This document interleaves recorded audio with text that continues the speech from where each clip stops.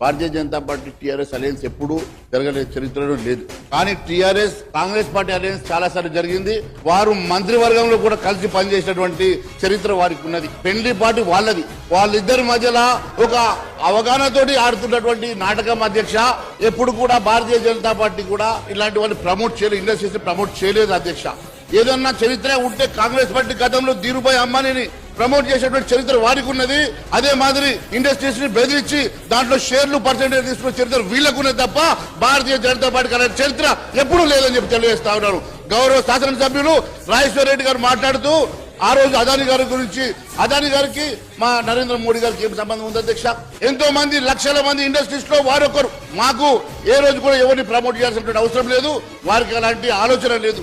ఏ రకంగా అయితే మీరు ఈ రకంగా ప్రమోట్ చేసేసి, ఏ రకంగా అయితే మీరు బ్లాక్ మెయిల్ చేసి పర్సెంటేజ్లు తీసుకుంటారో ఆ రకమైనటువంటి చరిత్ర మా భారతీయ జనతా పార్టీకి లేదని చెప్పి తెలియజేస్తారు.